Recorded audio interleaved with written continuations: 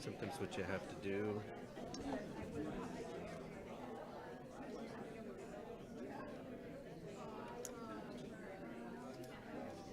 Swap cords.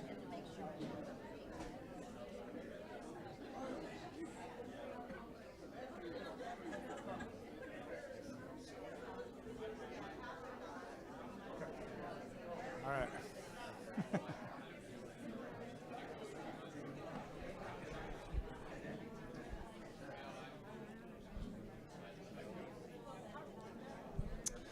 Good afternoon, everybody. Good to see y'all. Thanks. I'm sure you're grateful, like I am, to be in this nice, cool air conditioning after being outside. Right? It is brutal out there, but good to see y'all. And happy belated Father's Day to all you fathers out there. We just didn't have a town hall before Father's Day, so now I get to wish you a happy Father's Day. Oh yes. I thought for a moment I was going to have to play Pastor Elliott. Beautiful. How often Jerry calls me to this spot. Hey, can you do this prayer? And with that being said, welcome to June's edition of our town hall meeting, and I'll bring Pastor Elliott, now that he's here, up for opening prayer and the pastoral care update. I have an excuse. I had surgery. Oh, look who I'm talking to. All right. That was last time. Very good, very good. Well, it's wonderful to see you all today. Let's bow our heads in prayer. Dearest Lord, Heavenly Father, we give you thanks and praise for the beauty of this day and for this place that you have planted and continue to sustain. We call it the Lutheran Haven. Lord, as we go forward in our lives together, we ask that you would continue to sustain us, to help us grow closer, not only to each other, but also to you. Bless our time together now as we hear the goings-on of this place, so that we may continue to praise you for all that you do for us. Keep us now in your grace unto life everlasting. This we ask in Jesus' name. Amen. All right. Well, let me see. What's first? Now, isn't that an interesting slide? Okay. Sometimes I wonder about your choices, Raleigh. Anyway, these are the services. As I put it up every time I'm here. I know most of you know this by rote, right? You know it in your brains. But if you're new, you may not have seen all the services we have at St. Luke's. Our regular sanctuary services, Generations, which is the little ones, the fuel service, which is contemporary, the harbor service, which is next door, or across the street actually, 9:30. That's a neat service because there is no standing. If you're not quite as mobile, that might be the place for you. And we have communion every Sunday. And of course, there's Monday night in the chapel over at the church. And afternoon is this week. Afternoon Divine is also one of those services where nobody stands. It's this Thursday at 1:30 p.m. And of course, there's food afterwards. All right, it's next Thursday. I'm still working off my anesthesia. All right. Yes, today the pastor needs a lot of grace. All right. Next, let me see. What do we got? Bible studies. The normal Bible studies continue at the ALF on Monday morning at 10. The Lodge at 11 a.m. Community Night Bible Study begins again August 13th with our new deaconess intern, Rachel.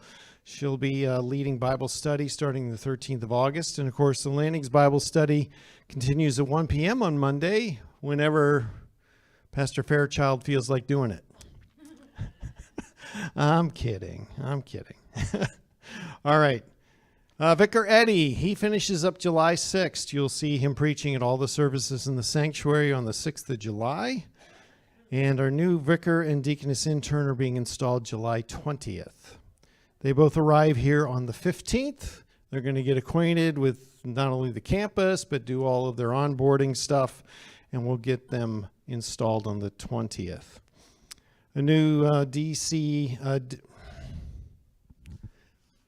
deaconess intern, Rachel, assigned to the Haven. She's going to be assigned to the Haven until December 31st. Last year, or 2 years ago, we had Alyssa, and she was bouncing back and forth depending upon what day it was. We're not doing that anymore. Rachel will be here at the Haven until the 31st of December. And after that, then she's going to go over to the church and do all those fun things. So she's going to go from these kids to those kids. All right, should be fun. Hope to have you meet her next month.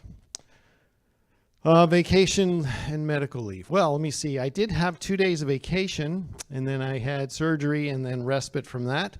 And I want to thank you for all of your prayers. I got some beautiful cards and well wishes. I wanted to thank you for all of those prayers and the effort you guys put into those, making those cards. Those were certainly beautiful. I went back to the surgeon, I guess a week ago Monday, and he said, "Oh, looks good. Take 4 more weeks of rest." What? I got to go back to work. No, so I'm as good as new. Essentially, just got to wait for the body to catch up and continue healing.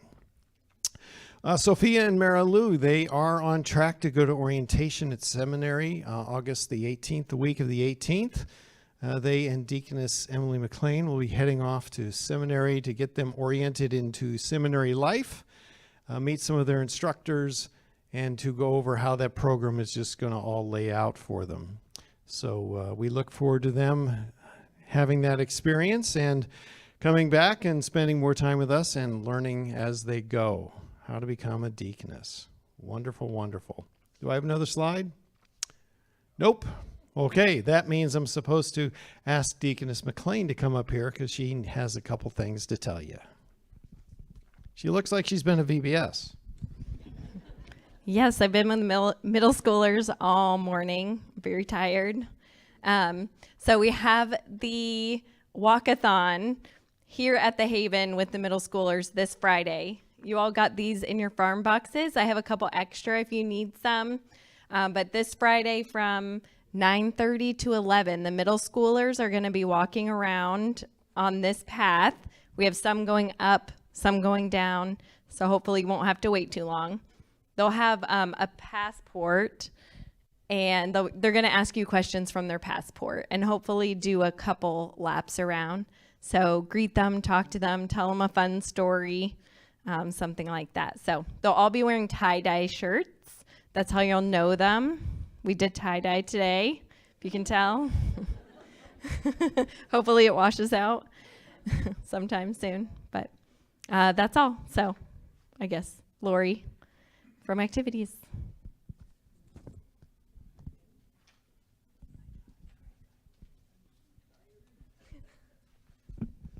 Thank you.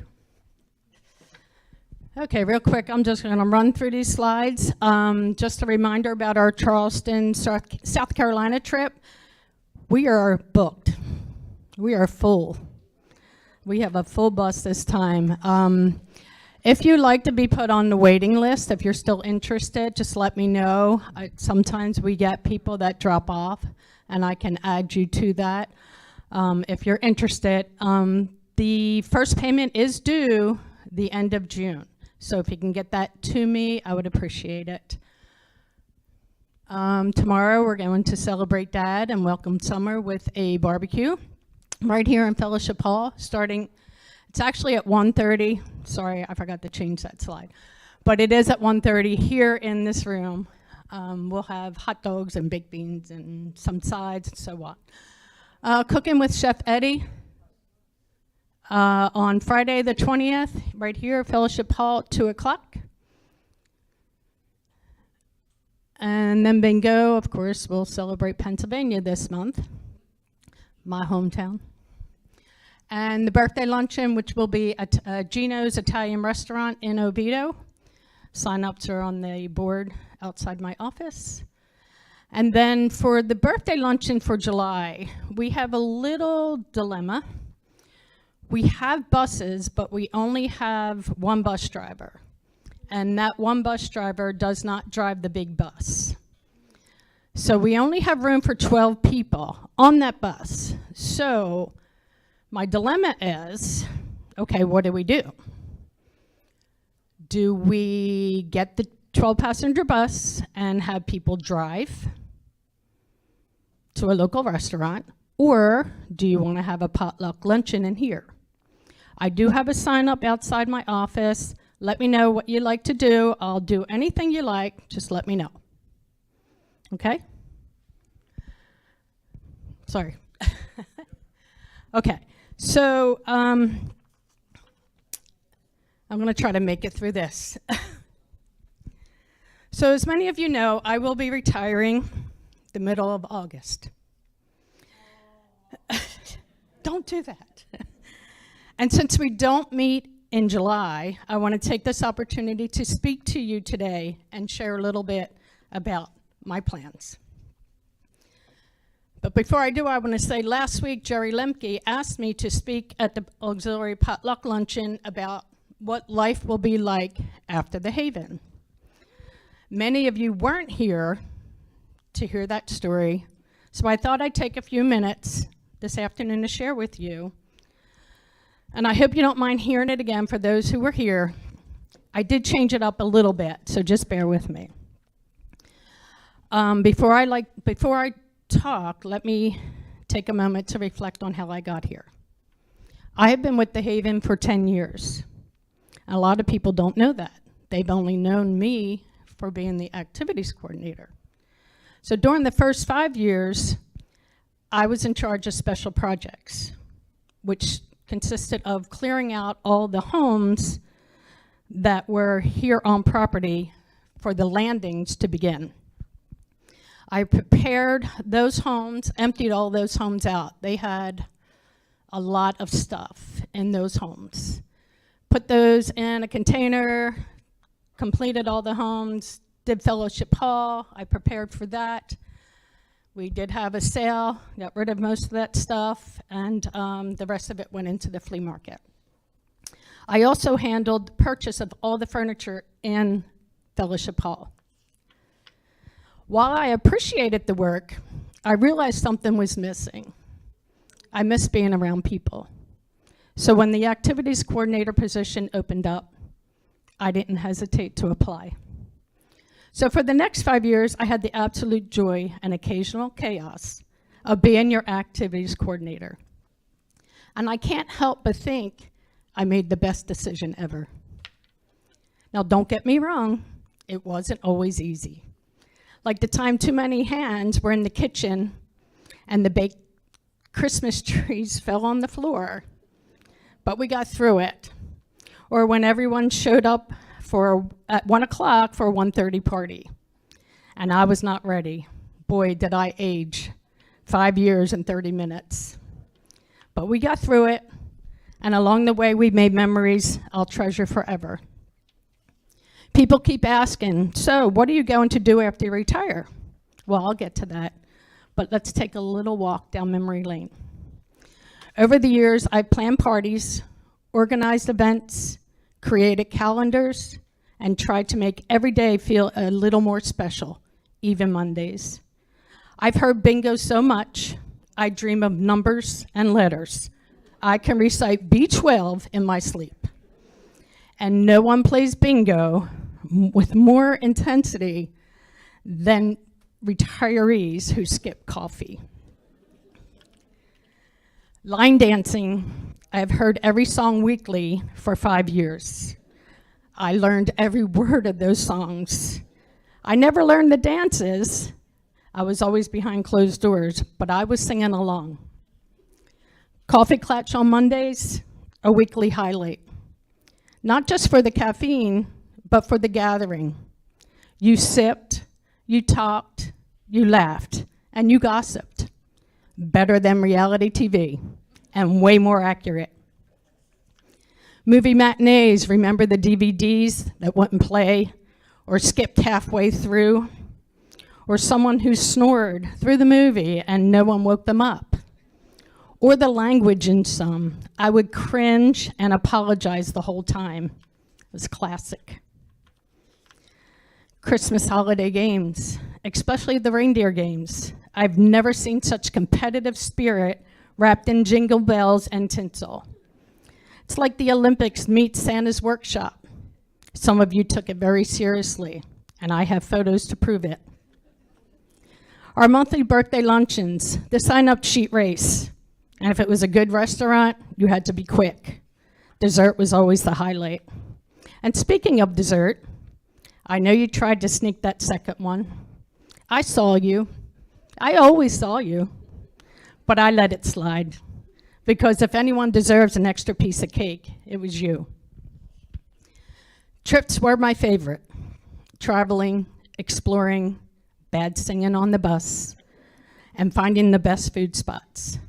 It's like leading a field trip, but with more snacks. And of course, some of those memories were, let's say, unforgettable. Take our trip to San Antonio. Beautiful city, great history, amazing sights, and also home to what I can only describe as a very enthusiastic strain of norovirus. By the end of that trip, the ride home was very quiet and very cautious. We survived on ginger ale, Gatorade, crackers, and the unspoken agreement to never speak of day 3 again. Then there was our Nashville trip to the Grand Ole Opry.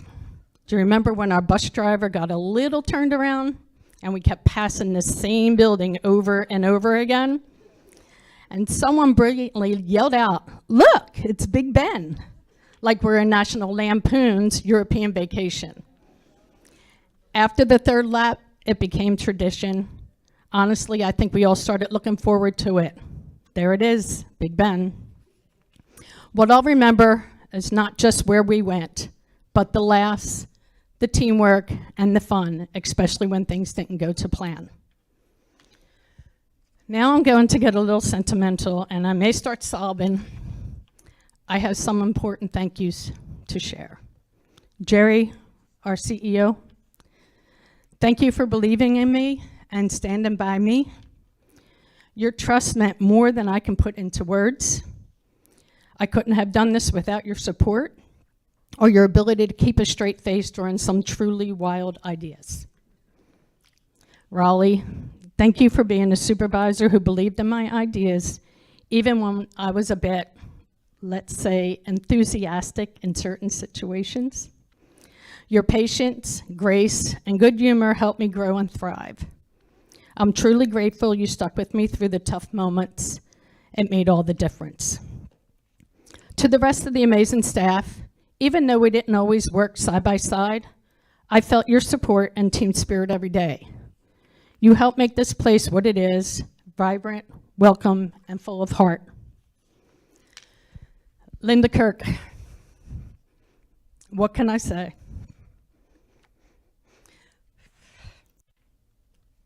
Sorry. You've been my anchor, my sounding board, my partner in crime, and occasionally my therapist. From tribal adventures to long days of volunteering, from tough moments to triumphs, you were there. You reminded me to breathe, to laugh, and keep going. I'll never be able to thank you enough for your friendship and support. You are simply the best, and I love you dearly. To you, the residents, I want to take a moment to express how much each of you has meant to me over the years. You've become like family. It has been an absolute joy and honor to plan events and create special memories with you. Your laughter, stories, and spirit have filled my days with purpose and joy. So what's next? Here's my plan. A nap. Not just the 20-minute kind. I mean the kind of nap that resets your soul. The kind where you wake up and have to check the calendar because you're not even sure what day it is. That kind of nap. I plan to go to the beach, swap my clipboard for a beach chair, running shoes for flip-flops, to-do list for a good book, and instead of hearing bingo, just listening to the waves crashing. I'll spend more time with my grandkids, adorable, sticky little humans. It'll be a lot like the Haven. questions, snacks, cleanup, but with more cheer competitions, baseball games, and less paperwork. I'll travel. No itinerary to manage, no microphone to adjust, no head count before boarding, just me, a suitcase, and maybe a tropical drink or two. I will miss you all, the laughter in the hall, familiar bingo voices, coffee brewing, dessert sneaking, and even the chaos of party setups. Let me be clear, it's not goodbye forever. I'll be back. You'll see me sneaking in for a good party, helping with travel plans, or just stopping by to say hi and grab a cookie. Once you've been part of a place like this, it never leaves you.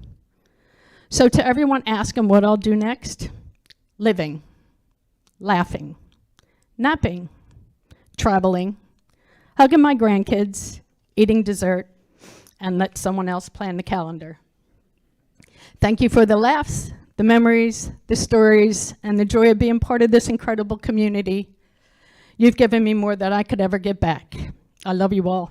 Cheers to retirement.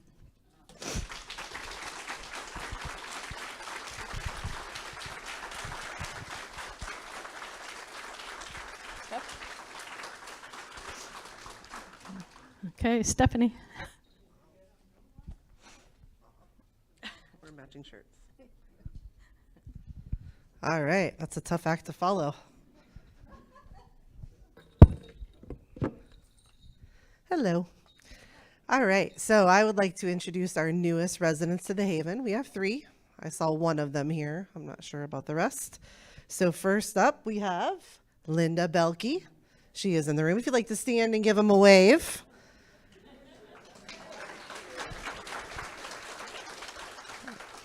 Linda's new home is 1906 Outer Circle, and she moved all the way from Winter Springs, Florida. And she's been waiting for the perfect place, and she persevered, and she got exactly what she wanted. So welcome, Linda. Next up, a new resident at the Landings, Unit 103, Miss Ruth Neal, and she has moved all the way from Deltona, Florida. And that name may sound familiar because her son already lives on campus. So we're going to have a multi-generational thing going on there. So that'll be good.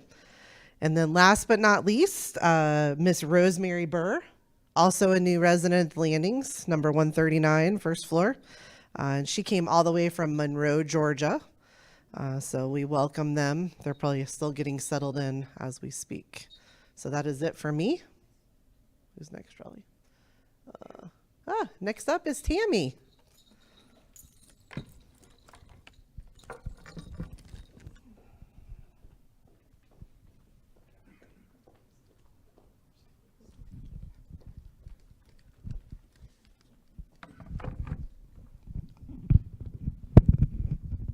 Hello, everybody. So I just click on it too? That's okay. I can just click.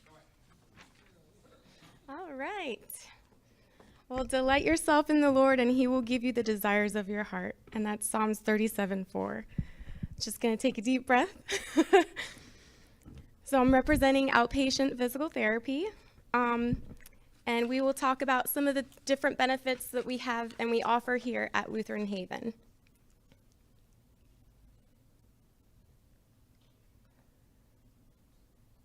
So, outpatient therapy services here are physical therapy, occupational therapy, aquatic therapy, and pelvic floor therapy.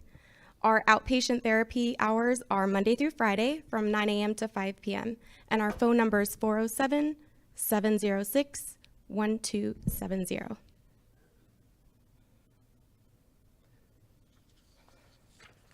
All right, so what are some benefits of physical therapy? We help improve strength, coordination, balance, improves with your breathing, cardiovascular function, endurance. It helps promote wound healing, restores normal movement for standing, walking, and running, provides alternatives to surgery and prescription drugs, helps prevent injuries, and optimizes physical activity and sports performance, just to name a few.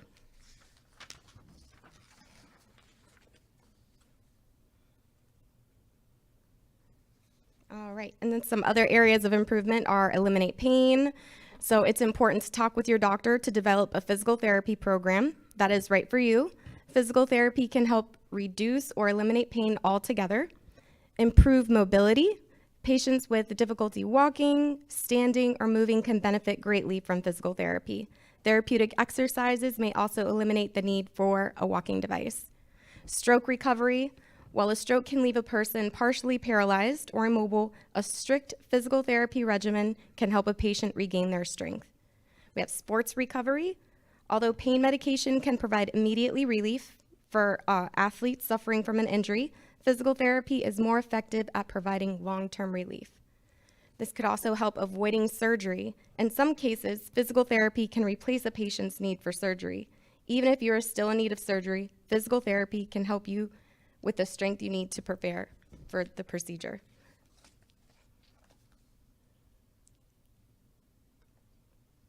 All right, we also offer occupational and physical therapy. So there's some areas that they overlap.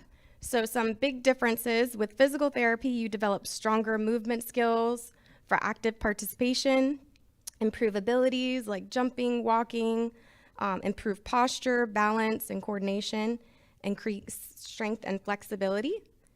And for occupational therapy, tends to focus more on activities of daily living, such as improved movement for everyday activities, common activities including washing hands, brushing teeth, combing your hair, dressing yourself, develop fine motor skills, upper body strength, visual motor and visual perceptual skills, handwriting and self-care skills. Can also help with feeding challenges as well. Where they both overlap is where they increase independence, helps with sensory processing, and it's covered by insurance. And just to kind of touch a little bit on that, we do accept Medicare Advantage plans most, and we are Medicare certified for physical and occupational therapy.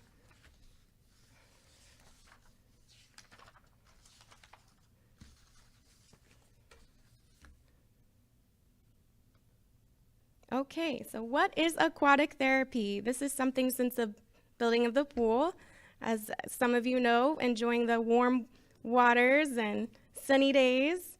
So aquatic therapy is something that Alex Garducci, the rehab director, is directly involved in. This involves hands-on therapy techniques and specific body movements designed, taught, and supervised by a physical therapist who specializes in aquatic therapy. Your treatment plan is tailored to achieve specific client needs and goals. We use specific designed exercise equipment along with simpler exercises like balls, and we'll train you for specific exercise movements. Whether you're recovering from an injury or illness and need water rehab services, you're looking to improve your overall fitness, sports performance, aquatic therapy can be ideal. Water provides natural buoyancy to reduce gravity's effects and avoid joint strain. Yet, water is 100 times more resistive than air. So water-based exercises provides extremely efficient and effective results. Exercise in a warm water aquatic environment also provides social interaction, but exercises can also be done solo at the Lutheran Haven pool. Our expert physical therapist, Alex Garducci, and our rehab director will teach you, support you, and help you improve your quality of life.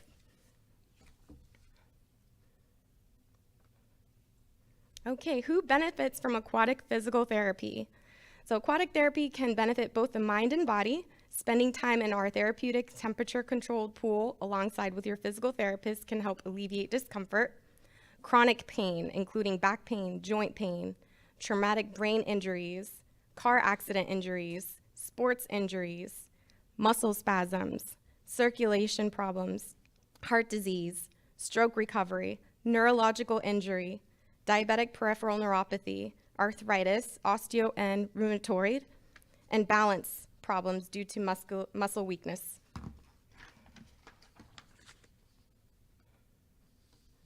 All right, and then these are some other benefits for aquatic therapy. Some previously mentioned: reduce pain, increase confidence and self-esteem, increase freedom with movement, improve level of fine and gross motor skills, greater flexibility and strength, improve balance and coordination, reduce joint strain, and decrease stress and emotional state.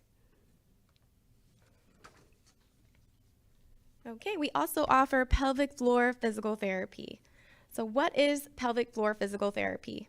Pelvic floor therapy involves physical methods of strengthening and or relaxing the muscles of the pelvic floor to help improve core stability and control over urination, bowel movements, and sexual function.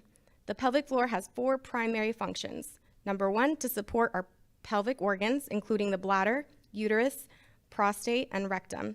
It stabilizes the pelvis and the spine, which can affect your balance, assist with sexual function, and support bowel and bladder control, such as coughing, laughing, sneezing, things like that.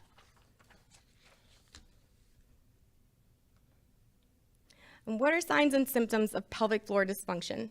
A feeling of a fullness, pressure, soreness, or heaviness in your pelvic region, challenges with peeing or feeling like you haven't fully emptied your bladder, leaking pee when you run, jump, laugh, cough, or sneeze, a frequent urge to urinate, frequent constipation or bowel movement issues, trouble controlling your urine flow or stool, and of course, sexual dysfunction, including painful sex.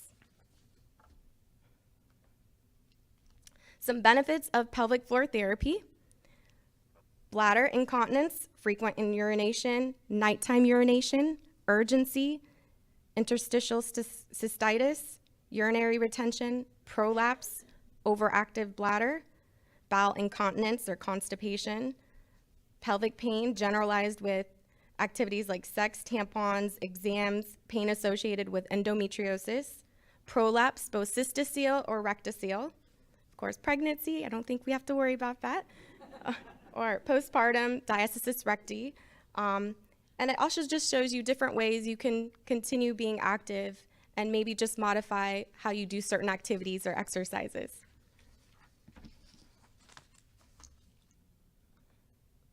Okay, did you know, these are just fun little facts, pelvic floor facts. So only 20% of those who seek surgical intervention require it. So I thought that was pretty interesting. Strengthening your pelvic floor can prepare you for childbirth, help incontinence, and treat poor bladder control and improve your sex life. Woo! There are 3 types of incontinence: stress, overflow, and urgency.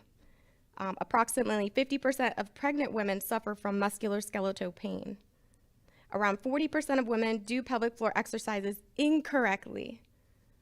95% of people with chronic hip and back pain have associated pelvic health dysfunction. Pelvic physiotherapy is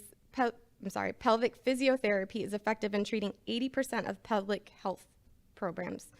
Try saying that 5 times. So I thought those were interesting facts. And I just wanted to share this information with everyone again. Outpatient therapy service provided here at Lutheran Haven: physical therapy, occupational therapy, aquatic therapy, and pelvic floor therapy. Thank you so much.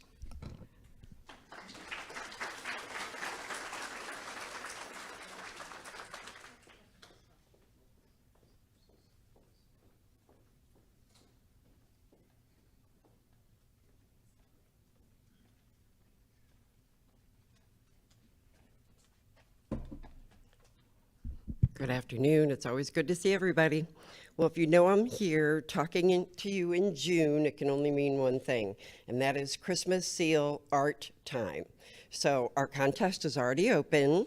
The deadline is July 9th, and we accept all types of art for the Christmas seals. We've had embroidery, we've had painting, we've had wood sculpture, we've had AI, all kinds of different things. So whatever your preference in art is, please submit your art. We're thrilled to see it. As you know, if you've been here for a while, we always have a contest and we hang things up in the hallway right over here. And you folks are the ones who vote on your favorite.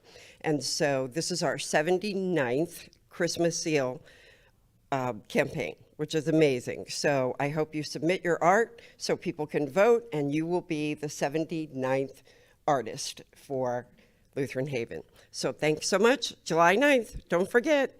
Bring your art to the administration building, and we will get it posted. So thank you.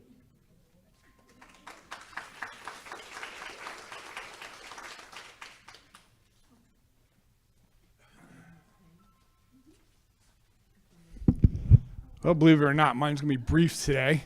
I have 3 updates for you. Update number 1, there are no updates.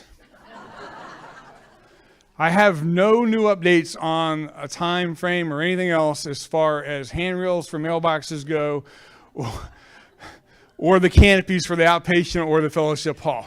I've learned my lesson. Until I have a contract in hand and a time frame from them, I'm not going to give you any ideas. All right? A reminder that there is no town hall in July. Historically, we do not have one in July, so don't show up next month and expect to have something. You can be here, but just enjoy the AC. Update number 2. I met with a pool contractor yesterday after a long drawn out letter to him about a month ago because we were nearing the end of our warranty period. I wanted answers on some things. For those of you who use the Aquatic Center, you probably know that the railing going in on the center step is out. That actually happened about 3 weeks ago. David and I, he was in the pool one afternoon trying to put it back in. I got in the next morning early and was ratcheting everything down, and it came out again. And so there is a sign on it right now that says, out of order. Right, so just be careful. But I took them around because I had some other concerns. We got some tiles that are sinking or coming loose around inside the pool, and I wanted a complete, thorough analysis on everything. So I met with him yesterday. He got back to me last night, said he's put in the warranty claim on everything, and I said, I don't care about the cosmetic stuff right now. I want that handrail fixed ASAP. All right, so that's what I can tell you about what's going on. Also, the therapy jets have not been working properly since, well, for a while now. You probably didn't even know we had any. Exactly. So that's another thing that's being addressed. And like I said, I'll keep you posted when I have that information, and then I'll be able to answer questions at that point. Update number 3. Well, so you heard Lori's tearjerker up here a minute ago on her retirement and whatnot. We went through an interview process. We had quite a few candidates, right? We weeded some out. Had some more come in, finally whittled it down, and then had a resident panel that actually we put the candidate through a resident panel as well, just so we can have some resident interaction with them and be able to vet the process, because this position, interacts with quite a few people out here. So we wanted to have some resident feedback. So we've got our new person with us. She comes highly qualified with years of experience. Her start date is next Monday, the 23rd. So I would like you all to put your hands together and give a warm welcome for Lynn Grand. Would you please come forward?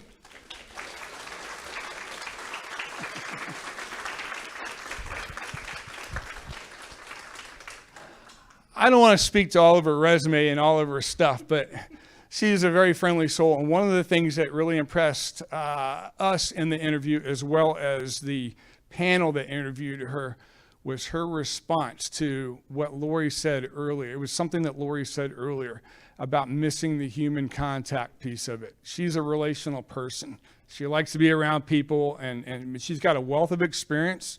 I'm not going to make her speak today. She'll be getting her feet wet starting next Monday, which gives Lori plenty of time to help her, start learning the ins and outs. Because, Lori just gave you kind of a small sample of what she does. Like a lot of our staff around here, Lori did a lot above and beyond. And so Lynn's going to have to take on a lot of that stuff as well. So be patient with her. She's not Lori, okay?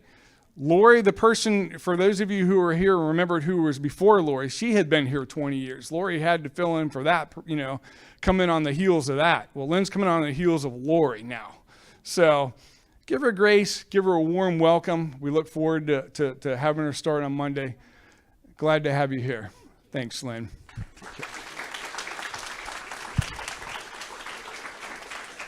All right. Told you I was going to be brief. No sermon today. With that being said, I'll bring forth our illustrious CEO, Jerry Griffin.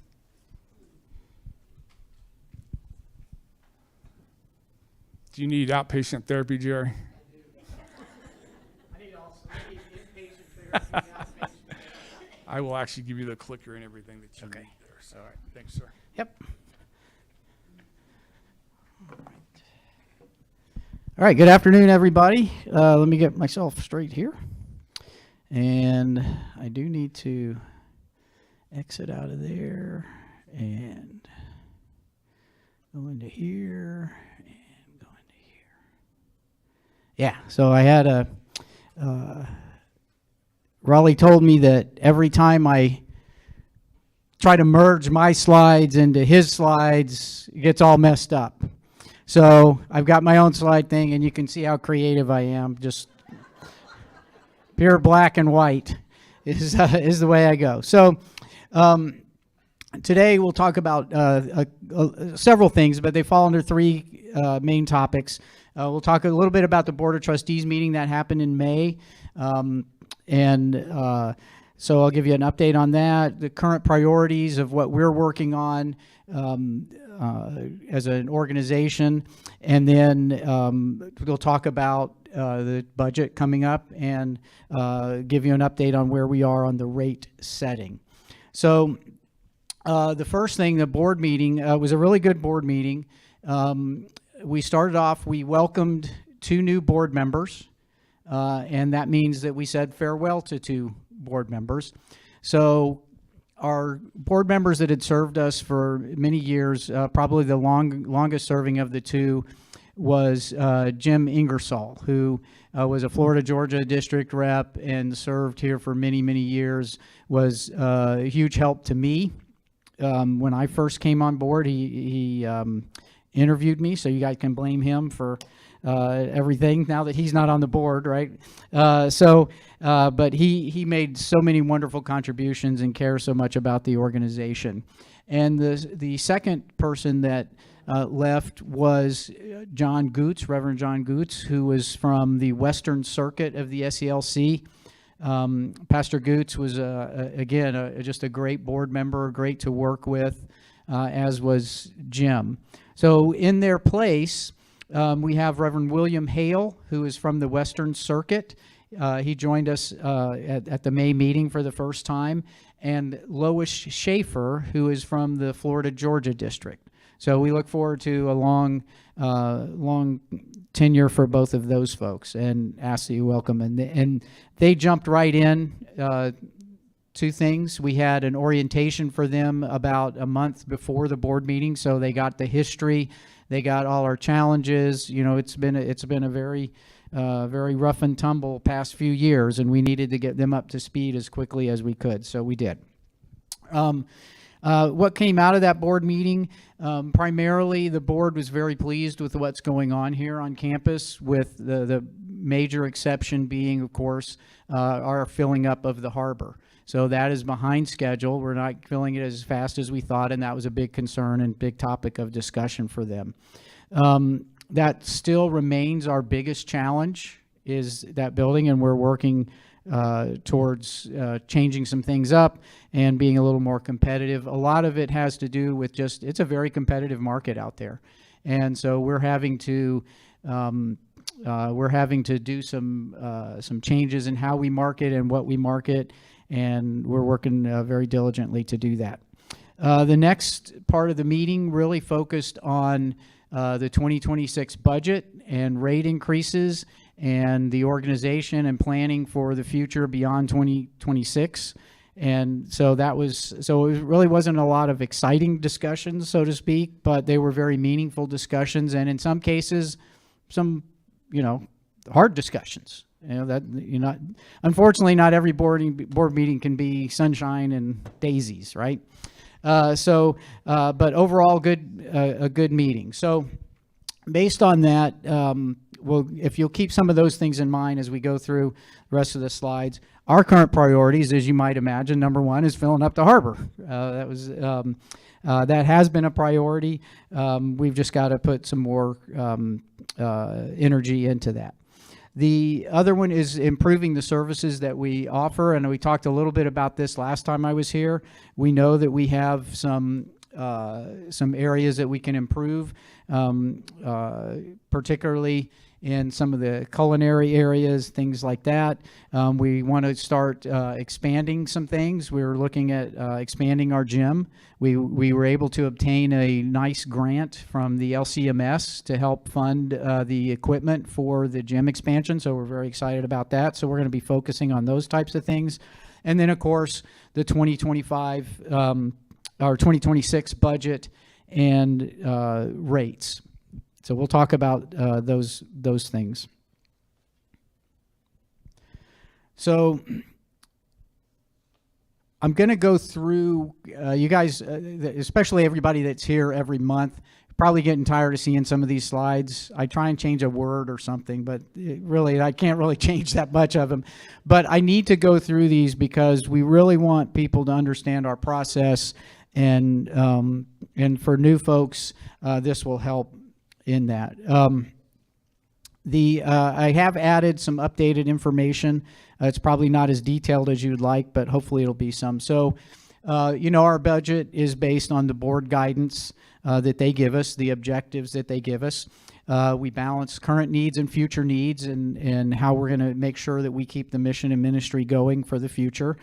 And it's our best guess at how we're going to achieve that. There's a lot of factors that go in. Some we control, some we don't control. So on the rate setting side, for new residents, if any new resident that moved in February 1st or beyond in their first year, there is no rate increase that comes into the next year. And then, so we won't spend a whole lot of time on that. And we also do, we set those rates for new people coming in based on kind of a combination of what our mission and ministry needs and what how we can be competitive in the local environment. So our goal is always to be the best value. It's not always to be the cheapest, it's always to be the best value. And that's what will keep our mission going. So the budget process, it's relatively simple. Step one, which I call point A, is basically taking a look at where we've been and where recently and in the past, and how that journey has been. So we can see if we're on track from a little bit more of a long-term or strategic plan. And then the second part is, where do we want to be going? And then the third part is, how do we get from point A to point B? And sometimes we have to change point B because we look at what that path and what that journey is, and we don't have the resources to be able to do that. So we analyze all that. So what I'm going to show you now, just so you'll know, we got the fiscal year 2024 audit. We received that this week. Michael has already placed that in the library over at the landing. Is that right, Michael? Yeah.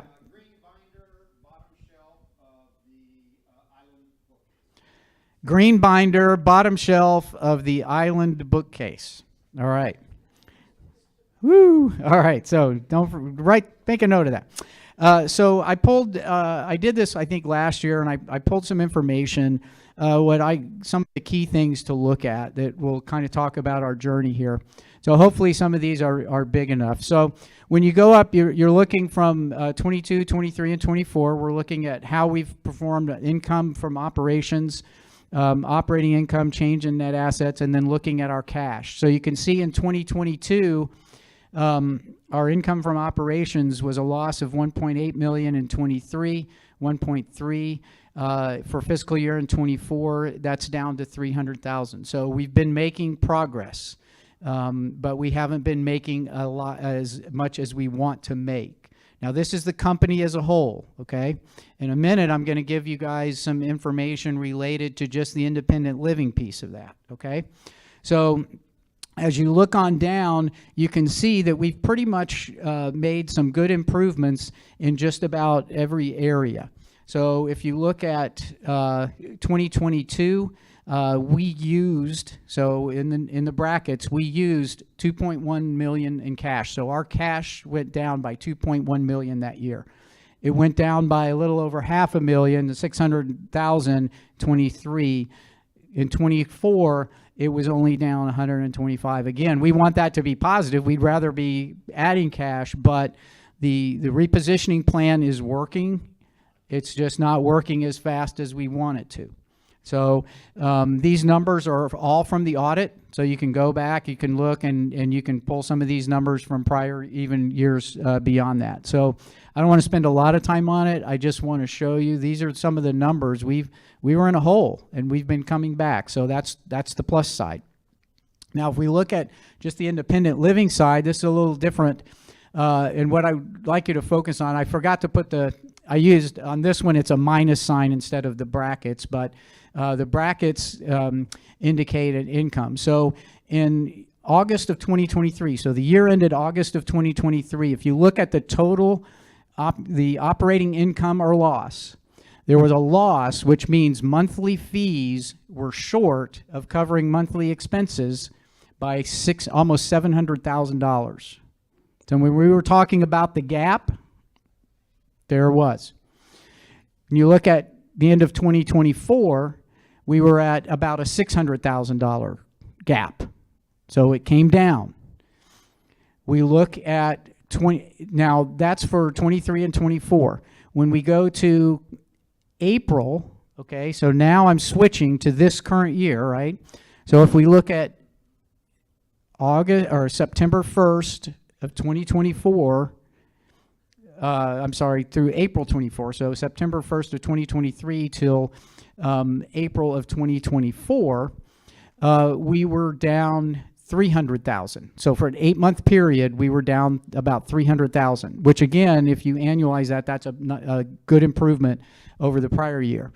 If you look at this year, so from September 1 of 2024 to April of 2025, we're only down 75,000. So again, we're working that way. A lot of that has to do with those big increases we did last year, that big jump. If you look down here in 2023, when we see this bottom line net operating income loss per unit, that $283 meant that for each unit, occupied unit, they were roughly paying $280 a month less than what it costs to provide those services. That number is now down to, at April of 2025, that number is down to $45 difference, okay?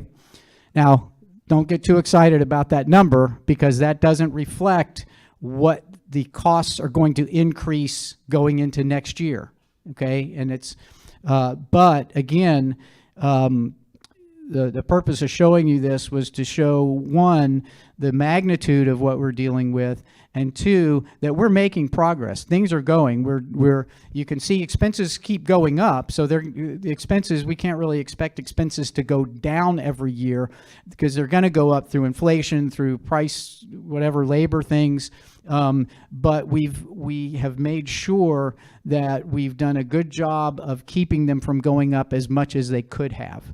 And so both of those things, we've raised rates, we've controlled costs. Now, what's the cost of controlling costs?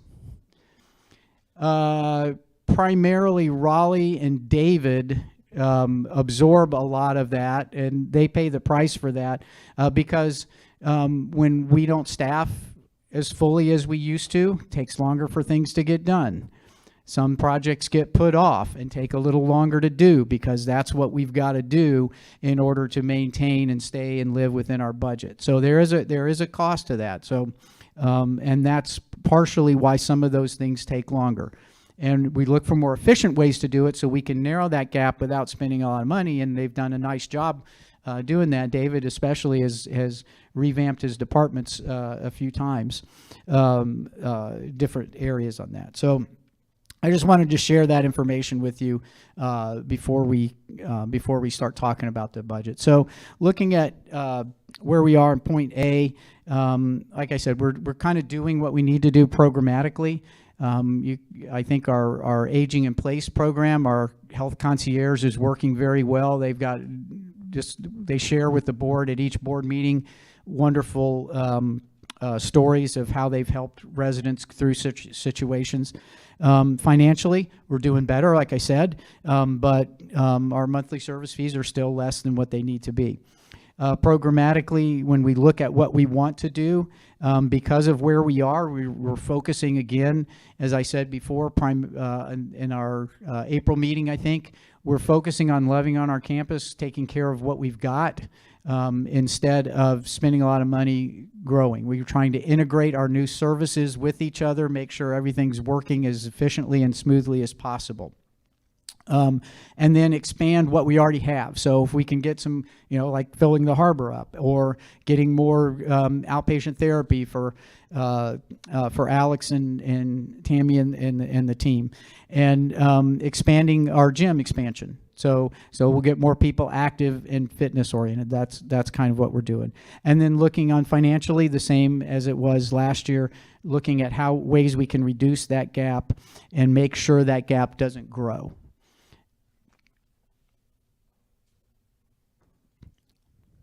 So how do we get from point A to point B? On the programmatic side, we're looking at additional training. We're trying to retain staff because there's that cost, especially in certain positions that are somewhat nuanced. Example would be Lori's position. All of the stuff that she does, then it's takes a long time to get a handle on that.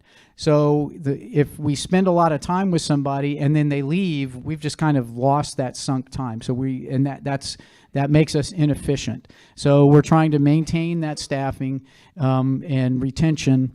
And Edwin has done. I was going to say Edwin and his team, but that would imply that he has multiple personalities because he's a department of one. But he does a great job of working with our staff and helping us work on our retention. And we've seen some improvements on the retention side. Financially, we just have to look and continue to improve the operations. And then looking at bridging that gap. The three levers that we have are we can reduce what we want to accomplish, which is kind of what we said we would do this year. We're not going to be ambitious and go out and do a lot of stuff. We're just going to take care of what we have. So we're kind of reduce that lever a little bit.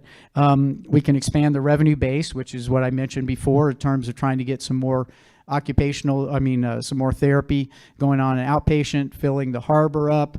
We would love to be able to, at some point, expand our health concierge service to outside of our campus to be able to generate some revenue by helping other people that face some of these decisions and some of these things. And then we can charge appropriately for the services that we provide. And those are the things that we've been trying to do. So those are the levers. So as we look at our rate setting process, we'll start off with transparency. One of the reasons that I've been talking about this for the last 3 or 4 months is because last year I did not do a good job of communicating and being as transparent as people wanted me to be. So this year, as part of addressing that, we've included our resident executive committee president, Dwayne Massall, and he's been involved in the process so far. We haven't been able to share a lot of information with him because we don't have a lot of information, but now we have a lot more information, so we'll be working much more closely together. But I have spent, I think, met 2 or 3 times so far, kind of gone over the process, explained a few things and what our mindset is, gotten some feedback from Dwayne and made some alterations based on some of the things that he's said. And so we wanted, and then part of the transparency is to share some of the expected costs and reasons behind them. So we'll do a little bit of that today.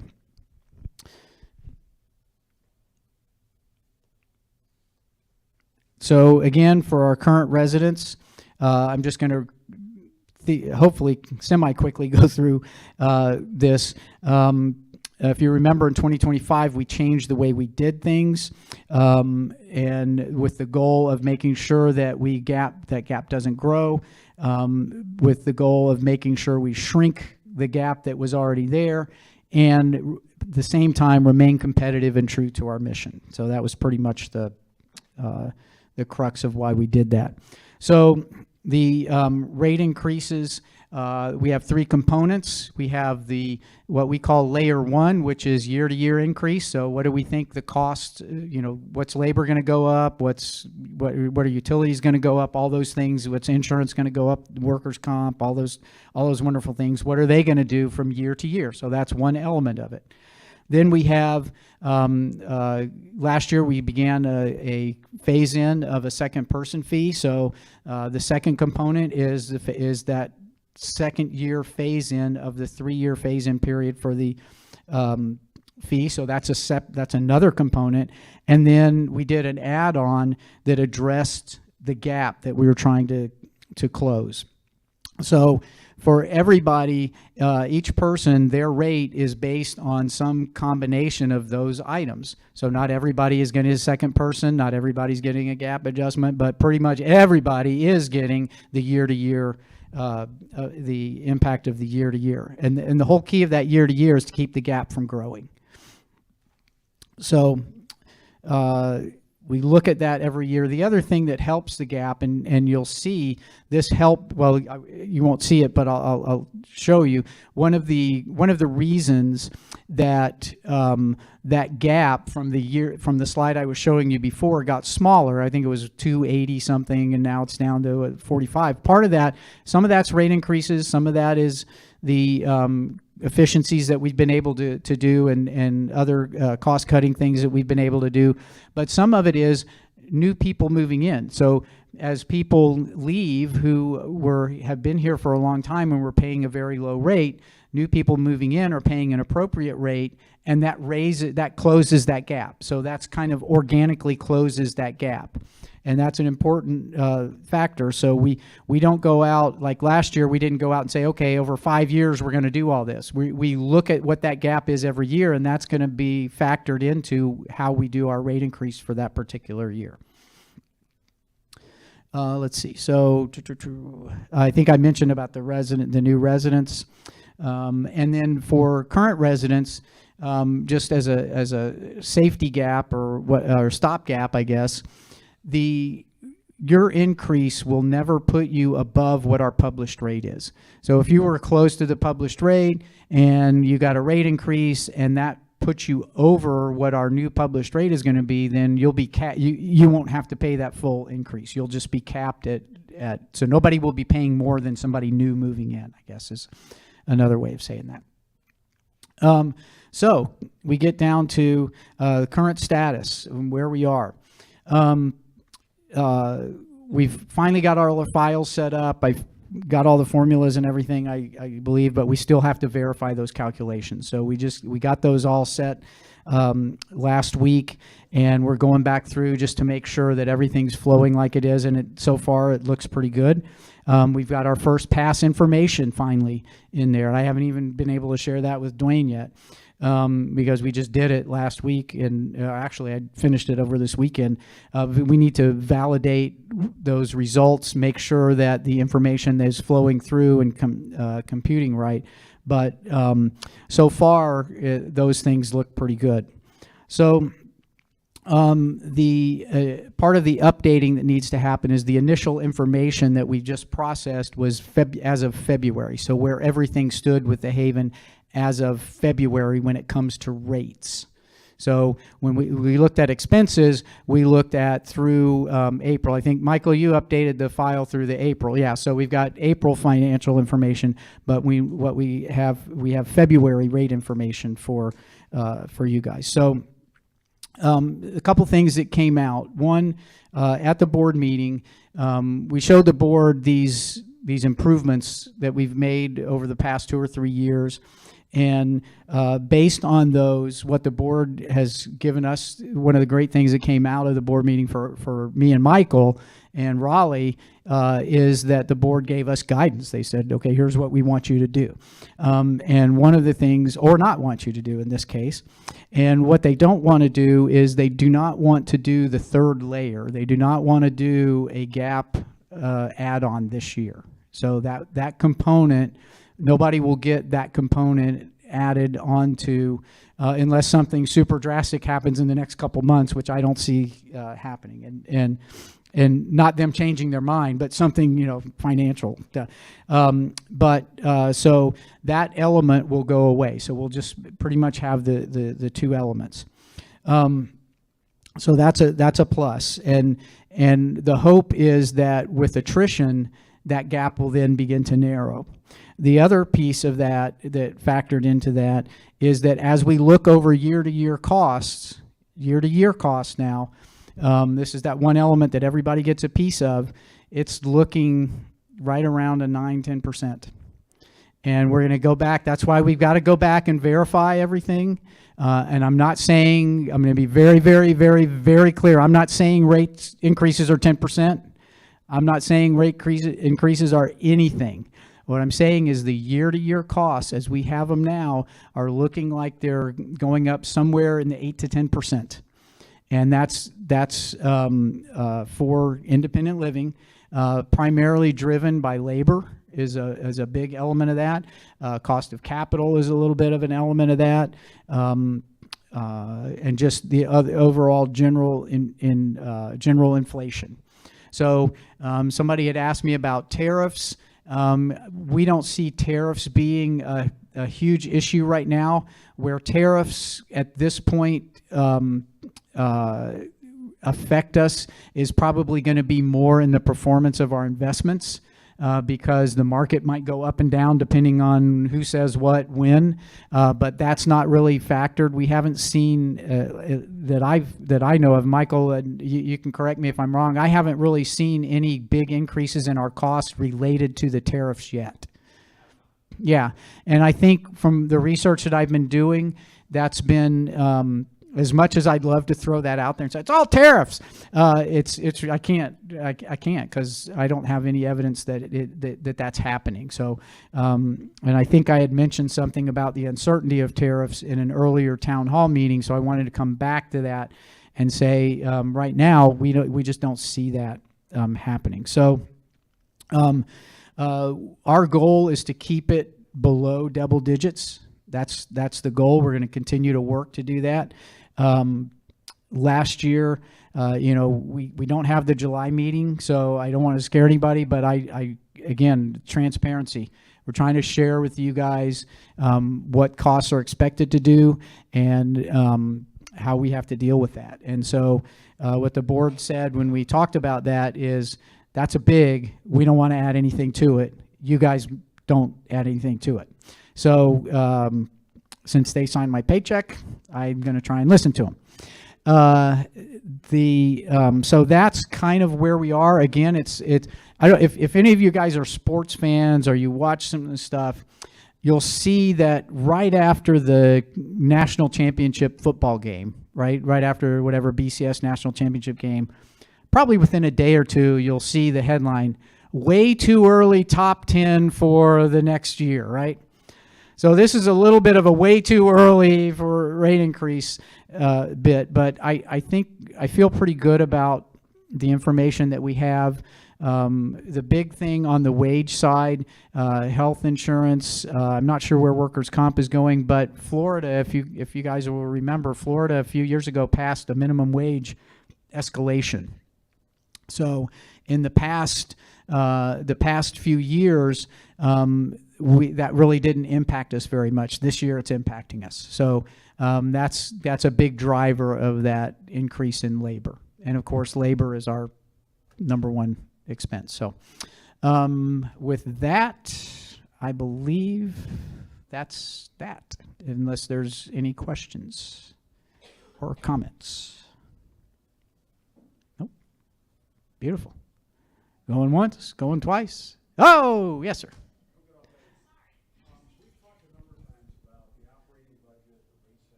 Okay.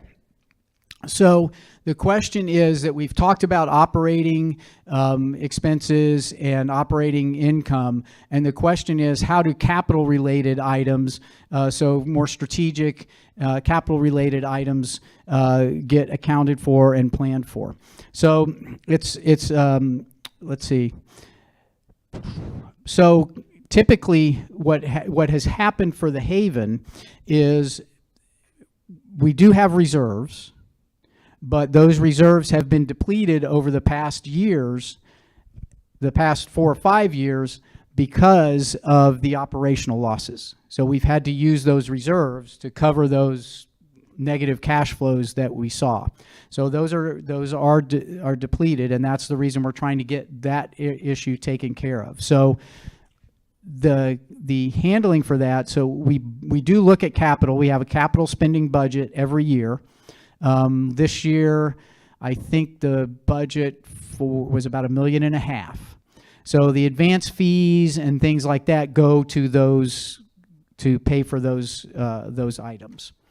But in the past, those reserves were used for covering the shortfalls in month. And part of the reason that we have this gap is, and for a long time that was covered through earnings from the nursing home, because it was pouring off a bunch of cash, and then whatever shortfall was left was taken out of reserves. So the plan is to get the operations back so we can continue to start rebuilding those reserves again. Yes, sir. How much debt? Michael? We're about 19 million in total debt. That's for the whole campus. Seems like a lot, but if you look at our debt per unit, it's probably one of the lowest in the industry. Believe it or not. It's crazy.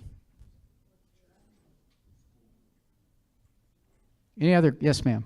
The startup funds that we give, the big funds in the beginning for independent living, are those funds also helping the harbor and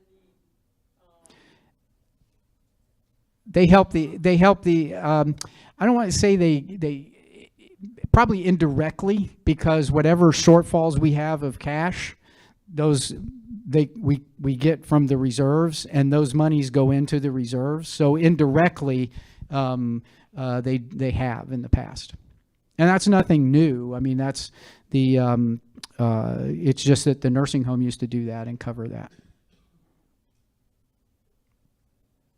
Any other questions? Nope. Okay. Thank you again, and have a great rest of your afternoon.